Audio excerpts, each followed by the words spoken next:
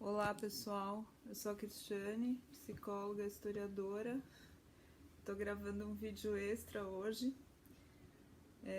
Eu gravei vários vídeos falando de filmes, de livros, inclusive gravei um vídeo que fala do documentário 13ª Emenda, que está no Netflix, e falei do livro Vida de Escritor. Ambos narram questões relativas ao racismo norte-americano. Eu vou gravar um vídeo extra hoje por alguns motivos. Primeiro porque hoje é meu aniversário, é um aniversário de quarentena. Eu tô quarentenada sozinha, né? E meus amigos mais tarde propuseram uma festa virtual. Não sei como vai ser, mas a gente vai se falar. Minha família também está tentando fazer uma ligação conjunta e recebi várias mensagens no dia. Ouvi minha rádio TSF Jazz. Quem gosta de jazz, abaixa esse aplicativo TSF Jazz. É uma rádio francesa que toca jazz e toca muito bossa nova também. Brésilienne, eles falam. O que eu queria falar no vídeo de hoje é duas coisas. Eu queria falar a diferença entre narrativa e mentira. Queria usar um pouco o filme História de um Casamento, que também está na Netflix, para falar isso.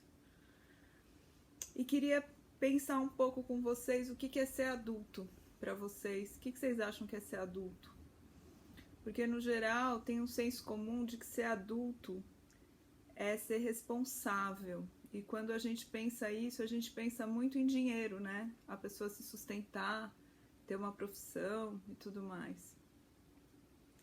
Acho que isso também é ser adulto, mas eu acho que ser adulto, uma coisa que eu queria que vocês pensassem, propor essa reflexão, ser adulto é a gente se responsabilizar pelas nossas ações, né?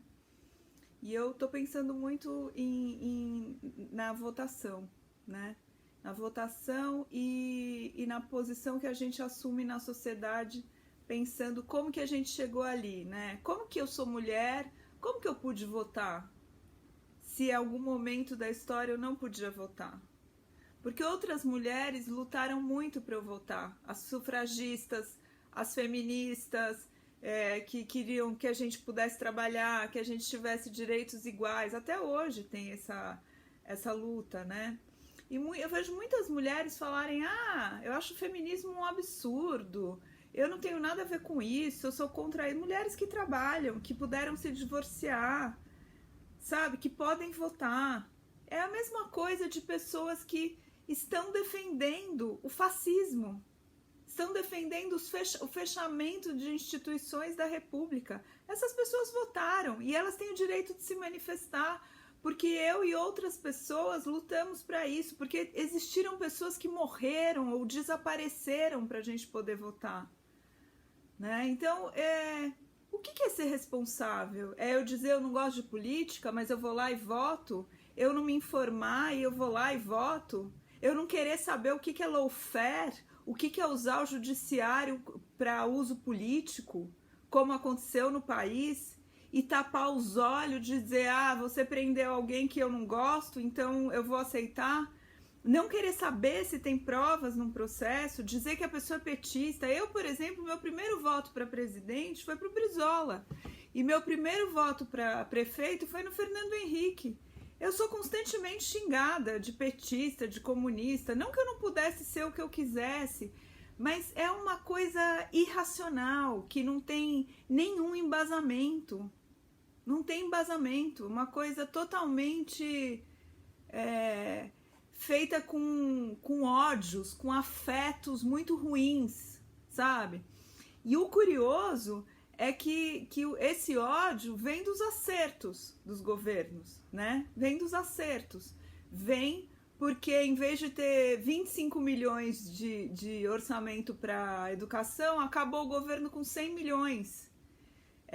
Vem porque foram construídos 60% dos leitos que tem no SUS. Foi por causa disso. Esse ódio todo é por causa disso. Não é por causa da corrupção, porque a corrupção do Temer é aceita. A corrupção do Aécio é aceita. A corrupção de várias outras pessoas é aceita, né? Então, eu tô com esse trabalho aqui, ó, a autobiografia como jornada terapêutica, uma leitura sob a ótica da terapia narrativa. Esse trabalho é um trabalho que eu fiz de conclusão do meu curso de terapia de casal e família. Eu tirei 10 por unanimidade, consegui o direito de que ele ficasse na biblioteca da PUC e apresentei ele num congresso internacional em Lisboa, em 2015. E eu acabei esse trabalho um mês antes do meu pai morrer. Meu pai estava hospitalizado e quando meus pais morreram eu escrevi cartas para eles de despedida que foram lidas publicamente, tem aqui nos anexos, e esse trabalho se desdobrou no meu baralho de palavras, com o qual eu faço oficinas autobiográficas aqui em Lisboa. Agora a gente está fazendo roda de conversa virtual mais ou menos com os mesmos esquemas, com palavras, com frases e com uma imaginação ativa que eu faço no final, que é como uma meditação. Então, qual que é a diferença entre mentira e narrativa? Mentira, fake news, é uma coisa inventada. Eles pegam alguma coisa minha, pegam a minha imagem, pegam a minha história e inventam alguma coisa, com o único intuito de difamar a minha imagem, de me difamar como pessoa, como profissional. A narrativa é uma coisa sempre baseada em fatos. Por exemplo, na terapia, a gente diz que o paciente chega contando a história do problema. E como que é construída essa narrativa? Ele conta tudo o que aconteceu na vida dele que tem a ver com o problema. E ele elimina tudo que tem a ver com outras situações que não colam naquela imagem de que ele tem aquele problema e que aquilo é muito complicado na vida dele. Então não é uma mentira, é uma verdade. É como se eu dissesse aqui, de 2007 a 2017 eu perdi 10 pessoas, dentre elas meus pais, minhas 2 amigas muito importantes, que eram as minhas principais confidentes. É verdade isso, mas não aconteceu só isso. Eu não só perdi, eu conheci pessoas, eu adquiri conhecimentos, eu comecei novas relações, eu comecei novos trabalhos. Então não é mentira que eu passei 10 lutos em 10 anos. É verdade, mas não é só isso. Entendem qual que é a diferença? Então, por exemplo, se eu digo assim, houve corrupção nos 13 anos de governo de PT. É verdade? É verdade. Foi só isso? Não. Não foi só isso. Mas eu não quero saber o resto. Por quê? Porque eu não gosto das outras coisas. Agora, se eu invento que alguém é culpado de um crime sem nenhuma prova, eu digo que eu não tenho prova, que eu só tenho convicção, isso é uma fake news, isso é uma mentira. Se eu pego 21 telefonemas em que uma pessoa não está querendo ser chefe da Casa Civil e recorto um telefonema em que parece que ela quer ser e boto isso publicamente, mesmo que eu seja um juiz, um funcionário público que tem que respeitar as leis e não praticar lawfare, isso é fake news, isso é mentira. Então, o que está acontecendo comigo? Por que eu estou falando disso? Outro dia, eu nunca comento na internet em post de outras pessoas no Facebook, só no Twitter. Aí vocês vão falar, mas como que você fica usando as redes sociais? Eu sou uma pessoa que gosta de estudar, eu gosto de conhecer. Então, desde 2016, eu tô lendo muito, eu tô assistindo muitas aulas e tô entrando na internet para entender por que aconteceu esse golpe, que chama Soft Cup. É um golpe, e isso em ciências políticas, é um golpe sem tanques.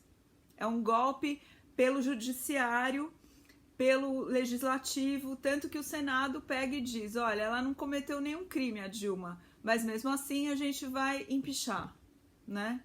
Então eu fui estudar e fui entender quem são essas pessoas, o que elas fazem. Então tem basicamente alguns grupos. O grupo dos evangélicos, Tem um pesquisador espanhol muito bom, que estuda desde o começo como que os evangélicos entraram nos Estados Unidos com esse objetivo de catequização, né? Eu vou até botar o link no YouTube desse artigo. Tem os seguidores do Olavo de Carvalho, que é um terraplanista, é um negacionista histórico. Ele foi da esquerda na juventude. Quando o PT ganhou, ele foi procurar o José Dirceu e não teve espaço. Então, toda a política que ele faz é direcionada a denegrir a imagem das pessoas. Ele não quer discutir ideias, isso ele fala nos vídeos dele. Ele quer denegrir a imagem das pessoas. Então, é uma política do ódio, do ser contra, né? E inventou uma coisa que chama marxismo cultural. Ele tem várias coisas inventadas da cabeça dele, que não é reconhecido em nenhuma academia, porque ele não é um acadêmico.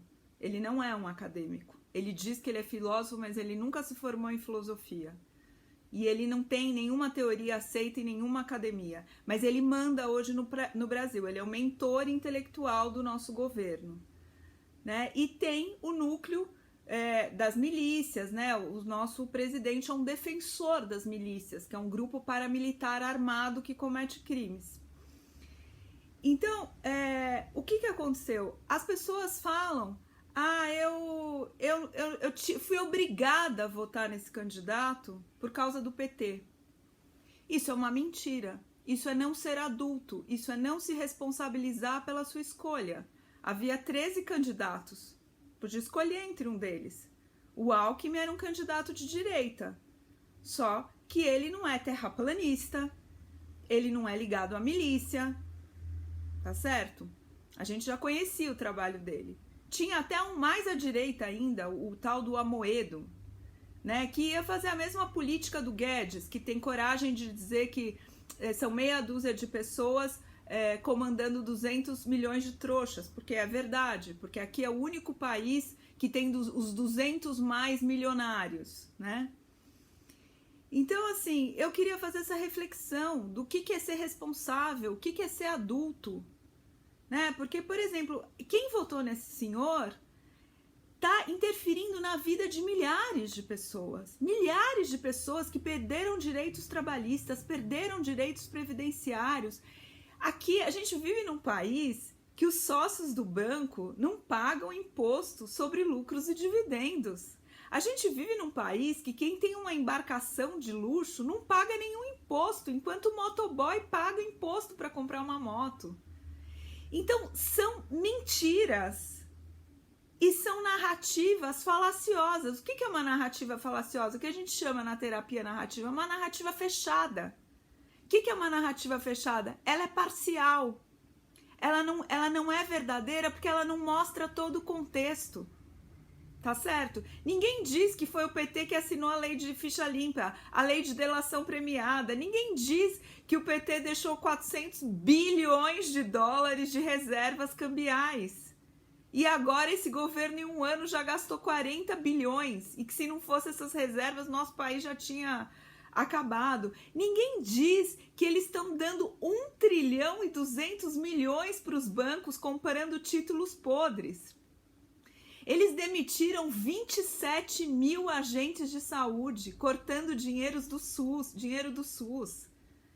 O Mandetta, que foi nesse governo um ministro razoável, apesar dele ser um daqueles que andou com a plaquinha tchau querida, que acabou com o programa Mais Médicos, deixando milhares de brasileiros sem um médico.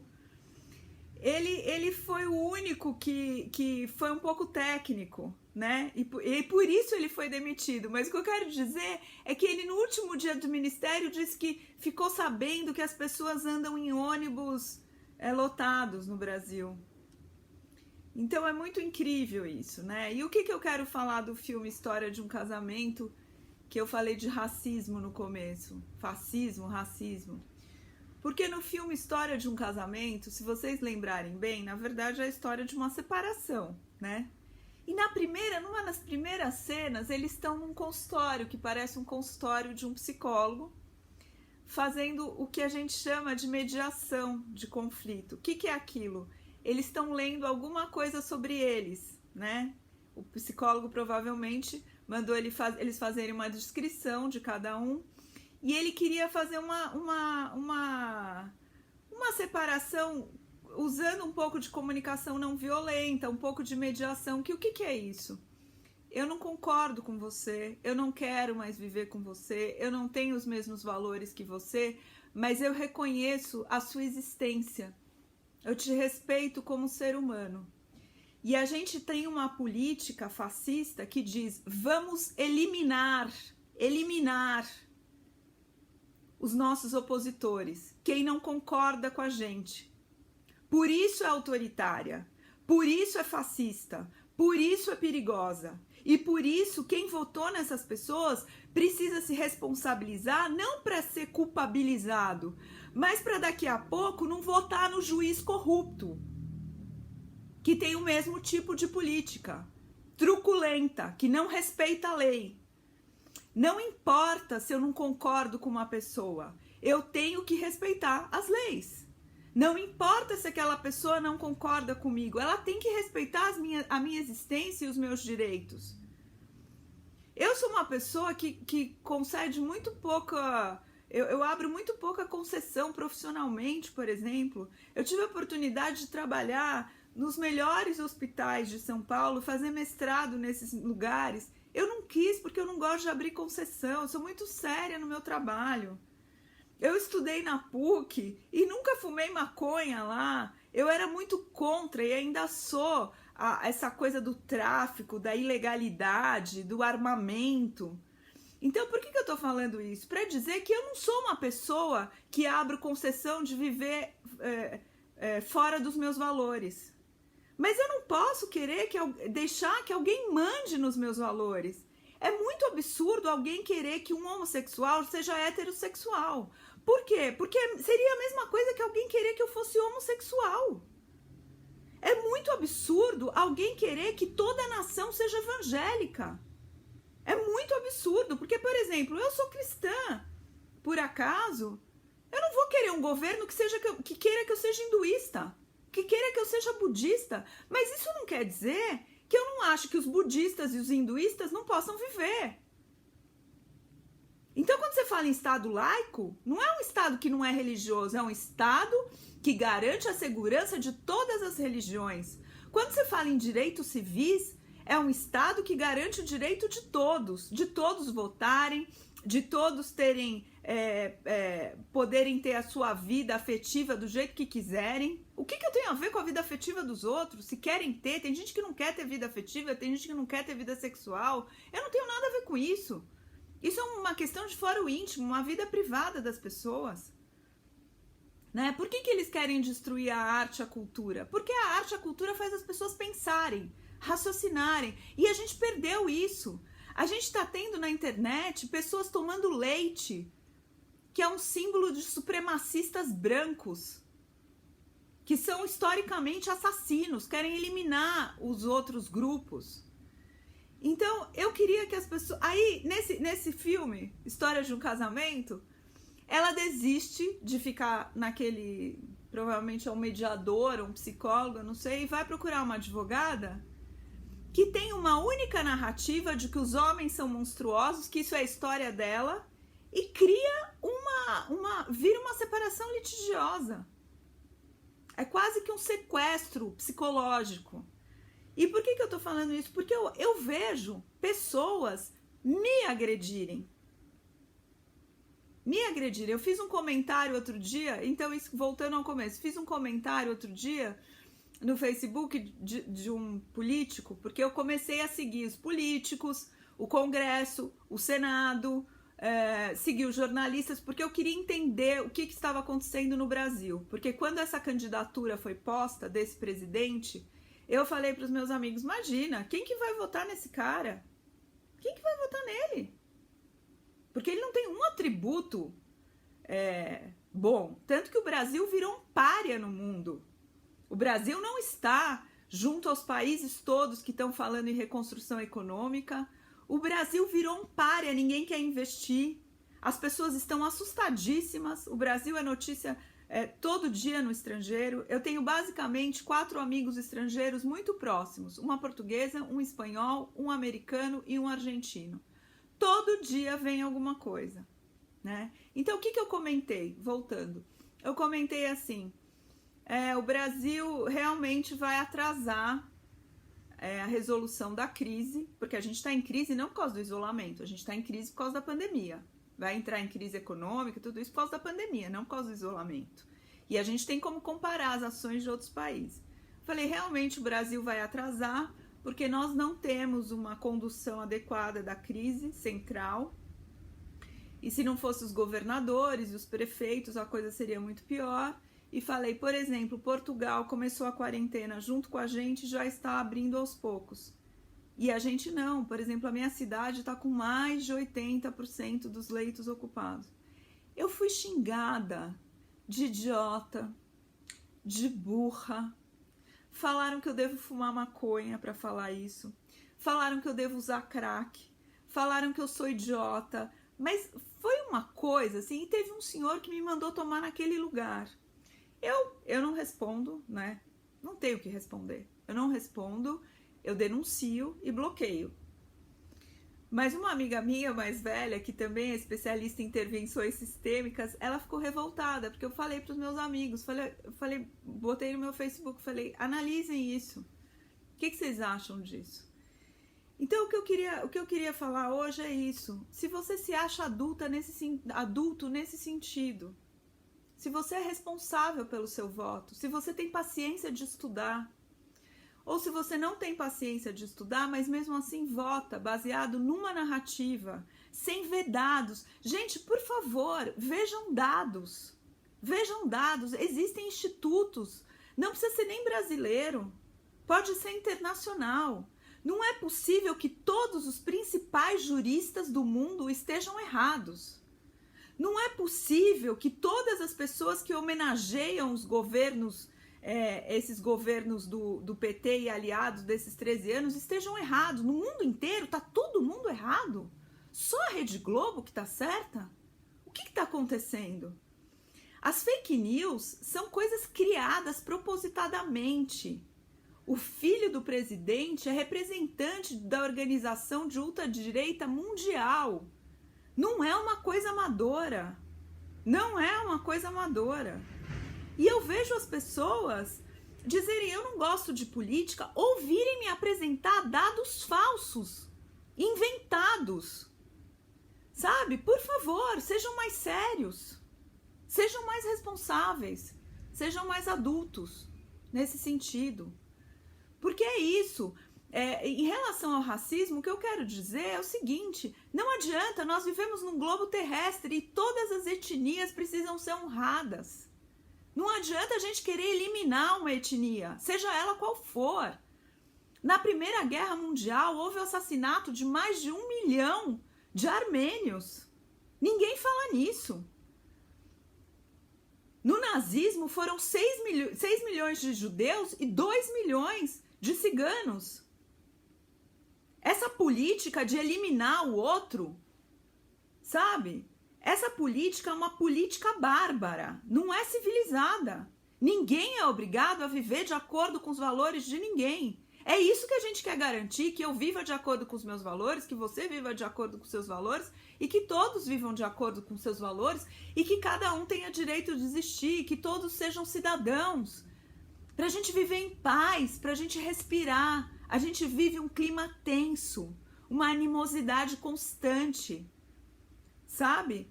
Não é possível viver desse jeito mais. Não é possível a gente não entender que não dá para queimar a Amazônia, que não dá para aproveitar que a ciência, que a imprensa está cuidando da Covid-19 e passar a boiada para poder queimar a Amazônia.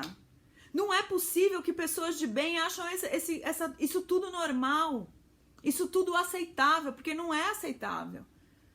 Não é aceitável. Acabei me empolgando aqui, mas eu quero agradecer as pessoas que estão acompanhando os vídeos, quero agradecer as pessoas que estão transmitindo para outras pessoas. Eu tô fazendo realmente isso para tentar contribuir, porque as pessoas que estão em volta de mim acham que eu posso contribuir. Então eu tô fazendo esses vídeos. Eu detesto me expor. Tem até uma coisa na psicologia, até pouco tempo, que não era bom se expor, etc. Mas hoje em dia isso mudou, porque a rede, internet e tal, é uma realidade. E eu espero que as pessoas reflitam um pouco, sabe? Pensem um pouco. Se dê esse trabalho de pensar. Eu concordo com racismo, eu concordo com uma política que quer eliminar o outro, eu concordo com prisões ilegais, eu concordo com tirar alguém do cargo sem crime.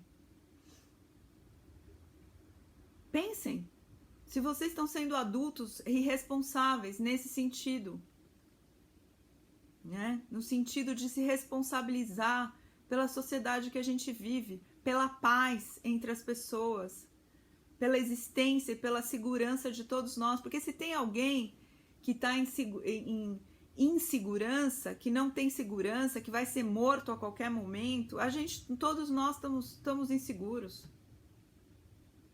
Se tem um grupo querendo eliminar o outro, todos nós estamos inseguros. Quem que está seguro hoje no Brasil? Tem alguém seguro? E, por favor, vamos nos basear em dados, em pesquisas, em dados, números, em pesquisadores. As pessoas pesquisam, as pessoas trabalham em estudos. Não dá pra gente achar que a Terra é plana. A Terra não é plana, a Terra é um globo. E nós estamos nesse globo. Eu sempre brinco que não existe Terra Alphaville. A gente não pode blindar o nosso mundo na Terra. Nós somos um planeta redondo, girando.